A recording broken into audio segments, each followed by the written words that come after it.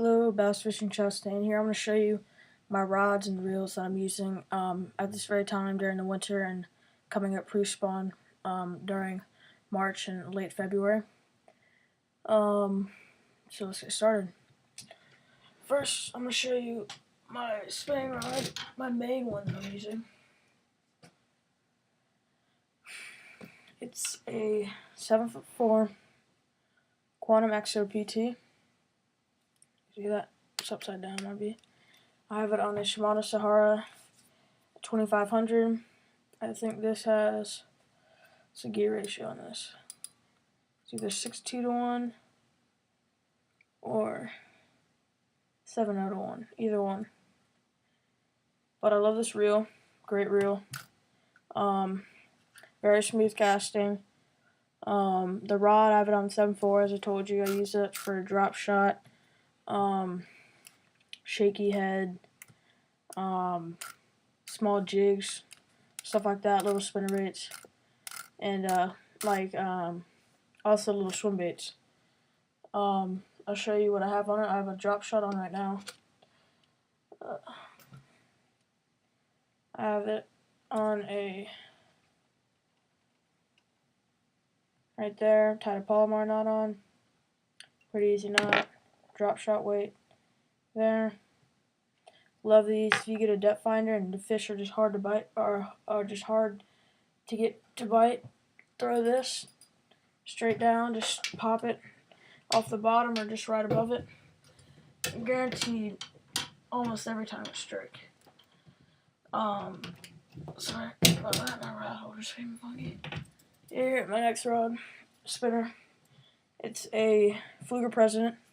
It's one of my first spinning reels. Love it. I mean, I've had this thing, has beat up on it, but it still is great. 10 ball bearings. Gear ratio is 5:2 to 1. So it's good for getting fish out of cover and stuff like that, but it's not really what it's meant for. I have on a Quantum 6'6" rod. So my first rod, most rods are 6'6". So that's that. This rod, reel. Pretty cool reel.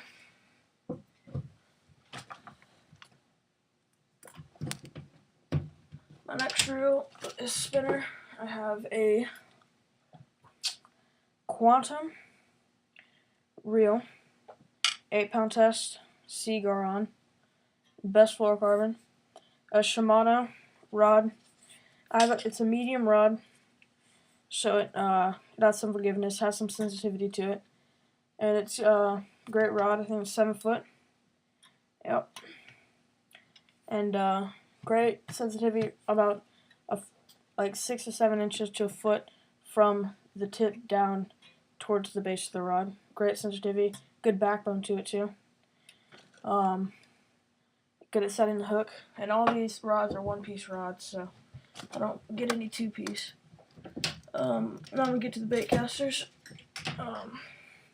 Have a Duckett Micro Magic with a Quantum XO PT on, and this is a Spro crankbait, sexy shad color. Have this on when the wind's blowing. Fish at the pond I'm fishing as Chastains, or my profiles like that, are going after these baits like crazy, throwing them deep off these points, and just reeling into the current and get a fish. It's a 6'9", medium heavy. I love the rod and reel. Duckett makes one of the best rods, the inventors of the micro guides. This reel, some triple brakes. Have it on 2 right now. Take this off, put it back on. I've had some problems with it. I've had to turn it in twice, just because like the release on the spool has been jumping, and then this right here was, when I casted it sidearm hard, it would go, gears would grind really hard together. Came out with the new Duckett White Ice rods. I'm not a fan of them just because they don't have the cork.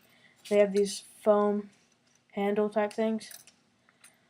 Other than that, this rod and reel is like the best combo I think you get besides that Abu Garcia MGX, whatever it's called, which is like 5.4 ounces, some crazy number. This is the 5.9 ounces. Light enough to where it still has some good like feel to it, to where you feel like it's solid, rock solid, but it still has that light factor to it, to where you're throwing hundreds of casts a day and you're not getting tired out of it. So that's that rod. Micro guides. Have that on. Was it 12-pound test Seaguar. Next rod, my first ducket. It's a 7-foot medium heavy action with a Shimano Corrado 287. Power grips on them, aluminum side plating, 7:1 gear ratio, 7 ball bearings. Ducket Micro Magic, same rod, 7-foot, medium heavy, great backbone. I mean, just the best rods you can get, I'm telling you. They're made well. Still Micro Guide, same thing, it's just different rod and reel setup. I have this on 15-pound, and I have a Red Eye Shad Strike King. That's the ducket. And then I have another rod and reel. My Shimano Corrado 287, 6:0:1 gear ratio, 7 ball bearings, 7 centrifugal brakes. Right there. I don't know if you can see that. AVS braking. Oiled up, ready to go. Have that on a Chompers jig with a Packet Craw, Netbait Packet Craw trailer.